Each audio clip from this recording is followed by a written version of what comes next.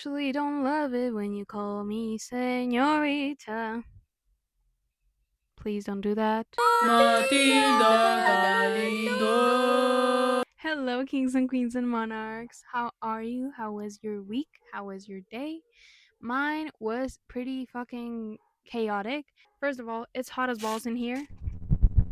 Second of all, my phone storage ran out while I was 8 minutes into filming. So that was cute. But now I'm here. Okay? I'm back. And I'm not gonna do too much in the intro because I do want to get right into the topic of today's video, which is girlhood and gender identity. So shine bright tonight, you and I. So, as a very, very, very super small percentage of you might know, I, right now, identify as non binary. And yes, I do say right now because sexuality and gender identity is a spectrum. And yes, people can change their minds, and I don't want anyone being annoying in the future if I ever change my fucking mind, dude. Okay? That's exactly why Jojo Siwa is not with a man. Like, not to defend Jojo Siwa, I'm not here to do any of that, but that's exactly what happens because no label is ever linear or strict or permanent, you know? That's just not what happens. So, let's Google the definition of non binary. Non binary is an umbrella term for genders that are not exclusively male or female. It encompasses a wide range of identities, including those who feel their gender is a mix of male and female, a blend of both, or neither. Essentially, it's a way to describe a gender identity that falls outside the traditional binary man or woman. So, if that definition did not make any sense to you, maybe you're cisgender and that's okay. Okay? Um oh my god, I'm going to trigger people again. Fuck. It's okay. It's okay. I'm strong. I was a little hesitant into making this video because I know a lot of people are weird about trans people and non-binary people and all that shit. And I didn't know if I was prepared for that. But now I honestly think I am. I mean, I already triggered white people. What else can be as bad as that, right? So, lol. Back to me. I've identified as non-binary for about 3 or 4 years. It makes sense for me and it feels right. But as you may assume, all my life I've been socialized, treated, and raised essentially to be a girl. So even though I don't identify as one, my experience with girlhood has been very close and very special, just in a different way that cisgender women have.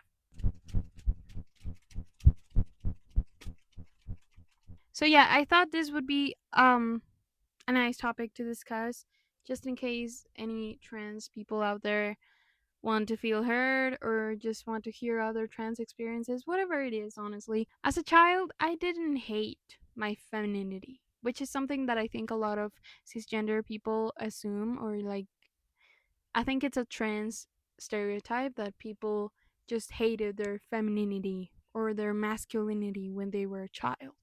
I didn't. I was very comfortable with it, and I didn't really think too much about it. Wearing skirts or dresses was uncomfortable, but not because of the reason you're thinking of. It was uncomfortable because a child wants to run around and climb shit, not because of the femininity it brought to me. I remember very distinctly the times I would have a sleepover with my friends, which were girls. They would talk all about very girly stuff, things I did understand in theory, but I always felt this separation between us. I didn't feel grossed out or anything by all this girly stuff. I just didn't understand why what they talked about was supposed to be something that made us mutual. I didn't like my friends because they were girls. I just liked my friends because I liked being around them. But sometimes those conversations made me question if I was supposed to feel a certain way about those topics, like more connector or something, but I just didn't. I was stuck in two different worlds. When I had my male friends, I was supposed to have like a crush on them or something, but it was mostly this feeling that I wanted to be like them. Not because I wanted to be a boy, just because I didn't want to be a girl, essentially. If that makes sense for my cisgender audience. With the introduction of the internet, I discovered at the ripe age of 11 years old a whole new existential crisis. But why choose to do something that's complicated? I did not choose to exist. Finding that I exist, I determined that it's a good thing that I exist. I like being who I am. Why should I try to be anybody else? I remember learning about all these different labels and what they meant, and how everyone would have one that made them whole. So, for those next years, I spent my early teens trying out different labels to see which one felt right. Gender fluid, agender, trans man, demigirl, whatever the fuck you could name, I tried it. After exhausting, and I mean exhausting searching, I discovered the term non binary. And as soon as I learned it, something finally felt right. So when I heard the term non binary, even though it wasn't perfect, it didn't feel unfamiliar. It actually felt like what I needed to hear. You know, sometimes you really don't know how you're feeling until you hear someone name it, until you can name it. And that's why it felt so right for me. After years of self reflection and learning about these things and just learning about myself in general, I've come to realize my relationship with girlhood is way more than just not fitting in with the girls. Not like other girls complex. In case you haven't noticed, I'm weird. I'm a weirdo. I don't fit in, and I don't want to fit in. Ooh. Okay, I'm sure you have heard this concept a million times. So I'll make it quick. As a child, like many other trans people that were raised as girls, I did have a very big not like other girls complex, or like I'm so unique complex. I didn't necessarily feel superior to other girls. I just didn't feel like I was a part of this big group that everyone seemed to fit in so well. I remember bragging to my friends about not understanding all this girly stuff, blissfully unaware that it was way deeper than just not being like other girls. It was not being a girl, dude. I remember as well coming across this almost envy feeling for my girlfriends. They all seemed to get it so well and understand who they were and why they were girls. Like, it frustrated me a lot that not even a single one of them seemed to question themselves or their identities. I wanted to feel that peaceful.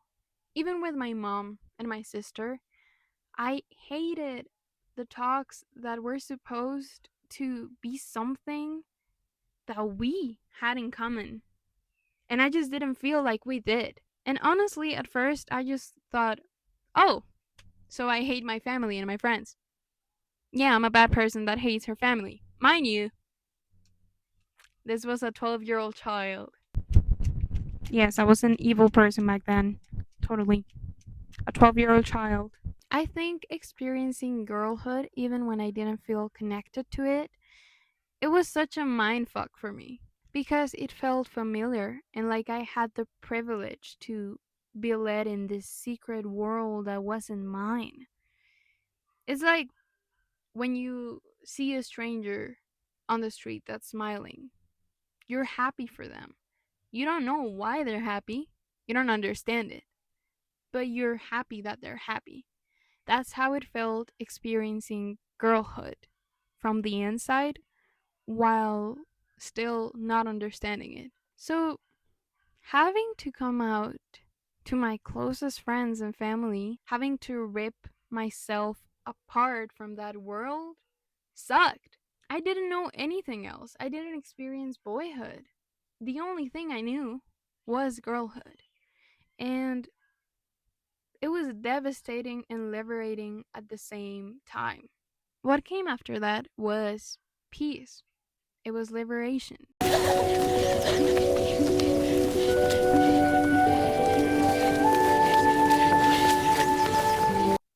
or at least for a while, until I realized that just because you tell people that you're not part of that group anymore does not mean they'll stop obnoxiously inviting you every time to come in again. It was a very frustrating back and forth situation, honestly. It was horrible, horrible to have to leave the place that I loved, which was girlhood. But it was even more painful to keep receiving the same treatment of inclusion. It made me feel like I wasn't being clear enough, or like maybe I needed to do something more drastic so they could get it in their brains that I couldn't and wasn't willing to be a part of that again because it wasn't mine. It wasn't my life that I was living. I was just looking through people's lives. That's kind of how it felt growing up in girlhood. I believe girlhood has taught me so much about myself. And I am really grateful about having to experience that because even though it was painful, it was uncomfortable, it was weird to grow up in a place that wasn't your place. It's weird. I don't think I ever would have realized I was different, maybe, if I didn't go through a place where I was the one sticking out like a sore thumb. And this past year or so, I have been healing a lot my relationship with my femininity and with girlhood. Especially when it comes to femininity, just a little rant about that. I think when I discovered non-binary, I felt the super insane big necessity to express to others who I was. And I felt the necessity to maybe dress more androgynally, maybe use less makeup, maybe do things that would make people see me the way I saw myself because I thought that was the only way I could win. And, well, it wasn't the case. It actually fucking fucked me up a lot to try and please other people's perceptions of who I was and how I was supposed to look if I wanted to be perceived the right way or something. I think gender identity is really fucking complicated and really. My storage went out. Yay! And I'm sweating. Don't mind that, please.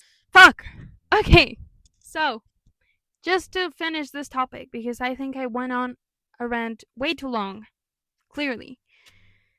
Just, you're gonna put so much weight into your shoulders if you just keep looking to please other people's perceptions of what you should be because you're non binary, or because you're trans in any way, or because you have these different labels, you feel the need to please them. Honestly, no. I think the only thing that will do is make you go insane because that's what made me go insane. Trying to fit into the androgynous, non binary mode so I could feel perceived the right way.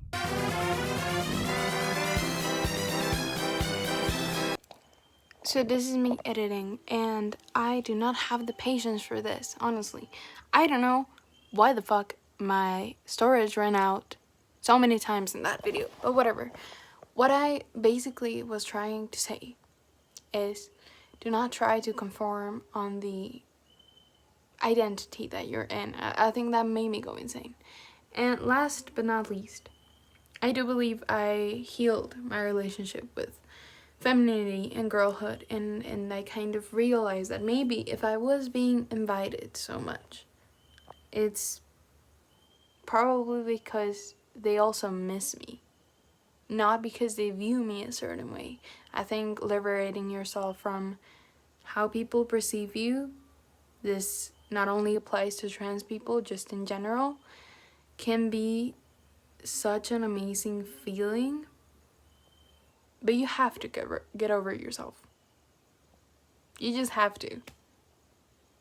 That's what I found myself being peaceful in. Also, it's 3 a.m. I don't know if I already mentioned that. I've been editing this for 2 hours. Lol.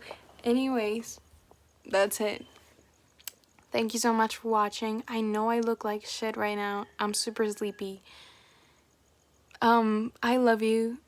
Please, if you want to support me on my music, I have SoundCloud And I have TikTok music shit. Like, I have a TikTok where I post music. What am I saying, dude? Just go follow me everywhere if you want to. If you want to hear my music, you can hear it in here or on SoundCloud. And that would help me out so much. If you like this video, go like this video. If you haven't subscribed and you like this type of videos, please consider subscribing. And that's it. Okay, I love you so much. Goodbye, good night. I'm gonna go to sleep now.